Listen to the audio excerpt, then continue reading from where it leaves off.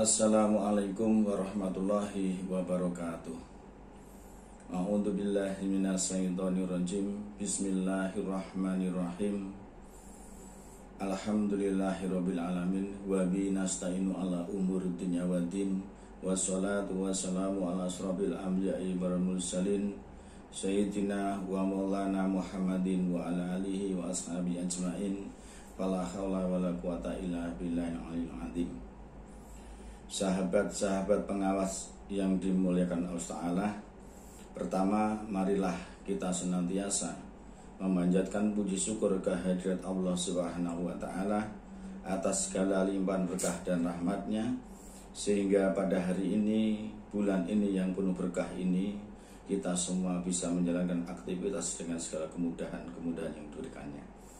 Mudah-mudahan apa yang kita lakukan dan kita kerjakan pada hari ini betul-betul mendapat ridho dari Allah Subhanahu wa Ta'ala.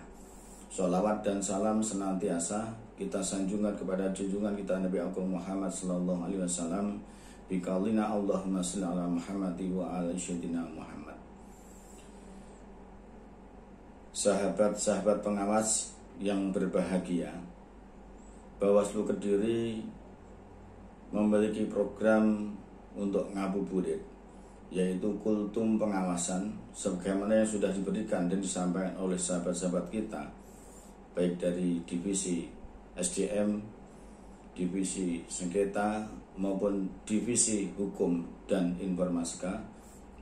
Maka di dalam kesempatan ini, sebagaimana amanah yang diembankan kepada saya, maka saya akan menyampaikan terkait dengan penanganan pelanggaran. Namun demikian, perlu kiranya kita memflashback kembali bahwa pada proses pelaksanaan pemilihan Bupati dan Wakil Bupati Kediri adalah merupakan proses pemilihan yang istimewa.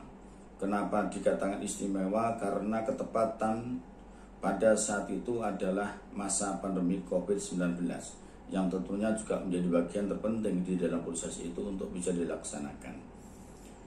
Ada dua hal penting yang kiranya perlu sampaikan terkait dengan situasi dan kondisi pada saat itu. Yang pertama adalah memastikan kualitas penyelenggaraan pemilu bisa dilaksanakan secara maksimal dan sesuai dengan regulasi, mulai dari proses hingga hasil akhirnya.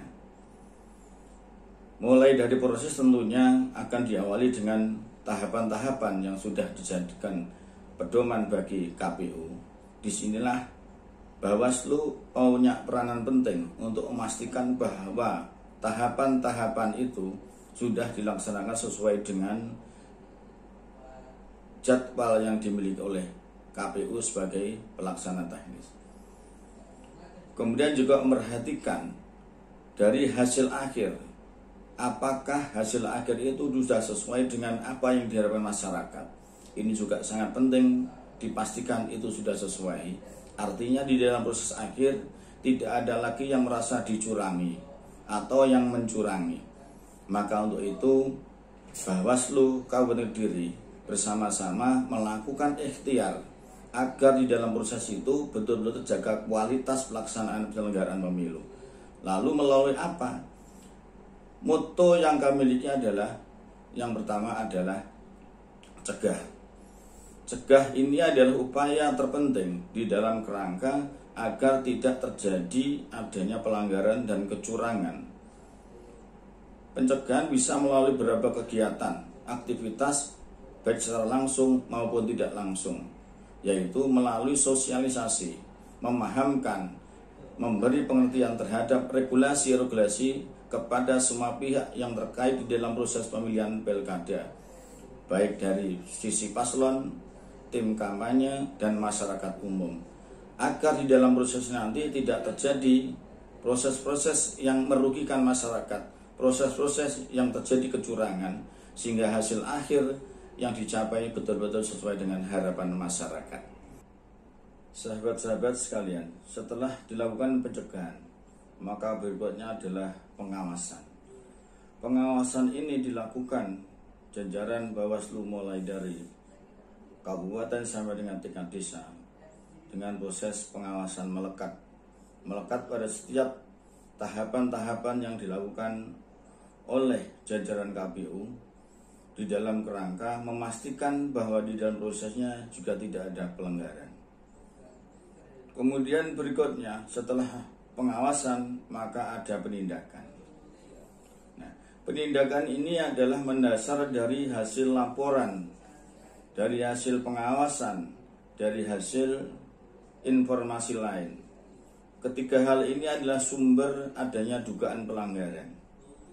Yang kedua adalah memastikan protokoler kesehatan dalam upaya mengurangi terjadinya penyebaran COVID-19 bisa terpenuhi. Di situ ada penyelenggara, ada masyarakat yang ikut serta di dalam proses itu.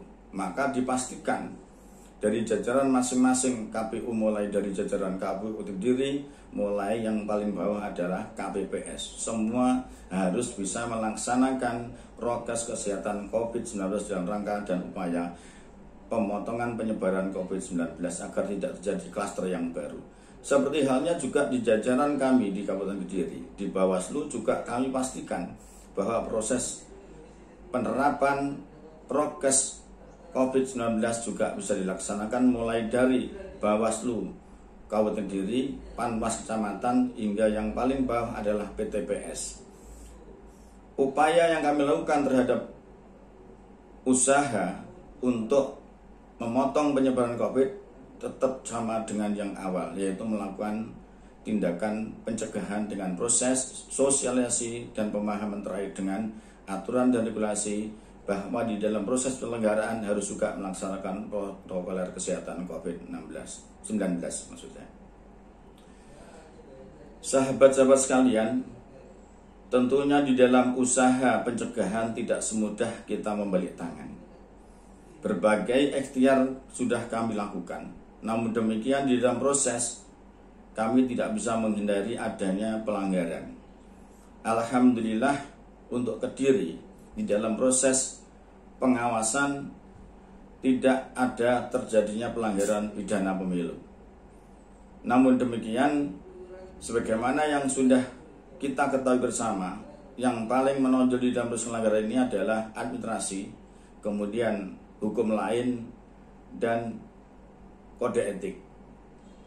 Agar lebih jelas perlu saya sampaikan bahwa jenis pelanggaran di dalam proses pelanggaran ada beberapa, diantaranya pelanggaran administrasi, itu terkait dengan tahapan-tahapan pemilu dalam laksanaannya, apakah sudah sesuai dengan jadwalnya, apakah sudah sesuai dengan regulasinya. Ini terkait dengan penyelenggara juga secara umum di jajaran Bawaslu maupun KPU. Kemudian yang kedua yaitu pelanggaran pidana. Pelanggaran pidana ini kita menggandeng dan kerjasama dalam bentuk kegiatan yang tercangkup dalam Sentra Gakumdu. Sentra Gakumdu itu meliputi teman-teman kita dari jajaran Kejaksaan, Kepolisian, dan Bawaslu. Nah, 3 lembaga inilah nanti yang memastikan dalam setiap penanganan pelanggaran atau dugaan pelanggaran yang terkait dengan pidana akan melakukan kajian apakah betul-betul terjadi pelanggaran ataupun tidak. Dan alhamdulillah di Kediri ini ada 4 laporan pidana. Di dalam proses penanganan laporan pidana tentunya juga melalui proses-proses penerimaan laporan. Kita ketahui bersama adanya dugaan pelanggaran yang terjadi di dalam proses pemilihan itu bisa muncul yang pertama dari adanya laporan, yang kedua adanya temuan, yang ketiga adanya informasi awal. Perlu saya jelaskan, laporan adalah laporan yang diberikan, yang disampaikan oleh masyarakat umum dengan syarat mereka sudah memiliki hak pilih di dalam proses pemilihan, dan juga mereka yang tergabung dalam yang terdaftar di dalam tim kampanye maupun tim paslon juga punya hak untuk melaporkan. Nah, di dalam pelaporan ini terkait laporan pidana, kejaksaan, kepolisian wajib mendampingi di dalam proses penerimaan laporan, sehingga kita tidak akan pernah bisa lepas dari pantauan dan sekaligus pendampingan dari kejaksaan dan kepolisian, sehingga bisa kita pastikan apabila di dalam penanganan pelanggaran akan memenuhi standar yang sesuai dengan SOP-nya.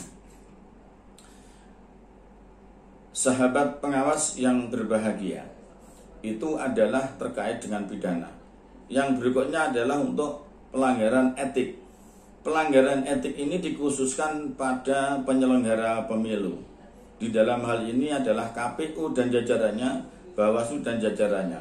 Namun ada beberapa hal penanganan yang kiranya tidak serta-merta semua ditangani oleh DKPP Pusat. DKPP Pusat membuat regulasi ketika ada pelanggaran yang terjadi dan dilakukan oleh Bawaslu Kabupaten Kediri dan KPU Kabupaten Kediri, maka yang menangani adalah langsung dari DKPP. Tetapi bila terjadi pelanggaran yang dilakukan oleh jajaran pengawas pemilu maupun KPU yang di tingkat kecamatan sampai dengan tingkat desa, maka DKPP penanganannya tidak secara langsung, tetapi bisa melalui jajaran Panwas Kabupaten maupun KPU Kabupaten. Sehingga di dalam proses penanganannya diserahkan sepenuhnya kepada Bawaslu dan KPU untuk jajaran kecamatan sampai dengan desa. Kemudian yang berikut itu menggunakan dasar-dasar hukum lain, diantaranya dari KSN, Kepolisian dan TNI.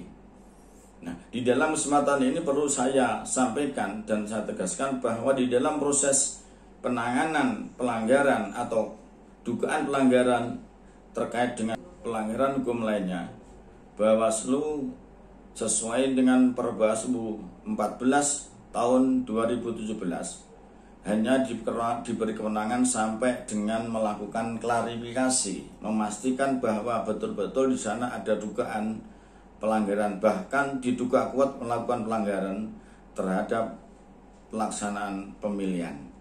Nah, kalau mendasar pada Perbawaslu 8 tahun 2020 tentunya beda lagi. Di dalam proses penanganan pelanggaran undang-undang lain, Bawaslu hanya diberi kewenangan untuk melakukan pelaporan dari hasil dugaan itu, tidak diberi kewenangan untuk melakukan klarifikasi. Semuanya dari klarifikasi mulai dengan eksekusinya diserahkan sepenuhnya oleh jajaran masing-masing. Kalau pelanggaran terhadap KSN maka akan ditindaklanjuti oleh KS sendiri mulai dari klarifikasi hingga eksekusi, termasuk juga dengan TNI dan Polri. Sahabat pengawas yang berbahagia, itulah beberapa hal yang perlu disampaikan terkait dengan penanganan pelanggaran. Dan sekali lagi kita perlu bersyukur bahwa di dalam proses penanganan pelanggaran di Kabupaten Kediri dibanding dengan kabupaten yang lain termasuk Kediri lebih aman, karena di Kediri tidak terjadi juga pelanggaran pidana. Yang ada hanya pelanggaran etik, itu terjadi atas pelanggaran yang dilakukan oleh beberapa teman kita di jajaran KPPS. Kemudian pelanggaran administrasi itu terjadi karena adanya kesalahpahaman di dalam proses pelaksanaan pemutakhiran data. Namun semua itu sudah ditindaklanjuti oleh KPU dan sudah dijalankan selesai. Kemudian terkait dengan pelanggaran hukum lain yaitu ASN, itu juga sudah ditindaklanjuti oleh KSN sendiri. Jadi intinya untuk pelanggaran KSN, Bawaslu tidak punya kewenangan apapun selain memberikan laporan dalam bentuk dugaan pelanggaran.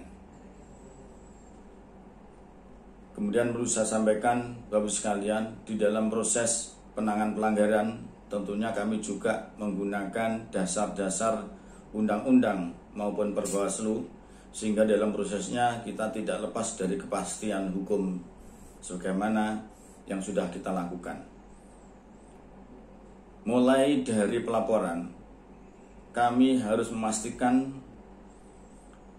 bahwa di situ terpenuhi persyaratan formil materialnya, sehingga di dalam proses kelanjutannya setiap laporan bisa ditindaklanjuti apabila di dalam laporan itu terpenuhi adanya formil materialnya. Namun demikian dari formil material itu juga belum tentu menjadi kepastian bahwa itu nanti bisa ditindaklanjuti atau bisa dikatakan sebuah pelanggaran. Setelah adanya formil material, kami melakukan yang namanya klarifikasi terhadap pelapor, terhadap terlapor, atau siapapun yang terkait dengan adanya dugaan pelanggaran itu. Nah, dari hasil dugaan pelanggaran itulah, dari hasil klarifikasi itulah kami bisa melakukan kajian. Dari kajian itu kami bisa mengambil kesimpulan apakah termasuk pelanggaran atau tidak. Kalau tidak, maka akan diselesaikan pada saat juga tidak ditindaklanjuti. Tetapi jika indikasi adanya dugaan pelanggaran menguat, maka akan ditindaklanjuti dengan melanjutkan penanganan ke berikutnya. Sebagaimana yang sampaikan, jika itu andasi maka kami akan langsung meneruskan ke KPU. Jika itu pelanggaran terkait dengan tindak pidana, maka akan kami langsungkan ke jajaran Sentra Gakumdu. Kemudian kalau pelanggaran etik, kalau di jajaran kecamatan sampai dengan jajaran desa, maka kami akan tindak lanjuti sesuai dengan naungan masing-masing. Jika pelanggarannya dilakukan oleh kecamatan, maka di jajaran Bawaslu maka yang menangani adalah Bawaslu Kediri. Kalau di jajaran KPU maka yang menangani adalah KPU Kediri. Kemudian untuk hukum lain, segera disampaikan langsung ditindaklanjuti oleh KSN. Kiranya demikian yang bisa saya sampaikan, kurang lebihnya mohon maaf. Akhirul kalam, wallahul muwaffiq ila aqwamit thoriq. Wassalamualaikum warahmatullahi wabarakatuh.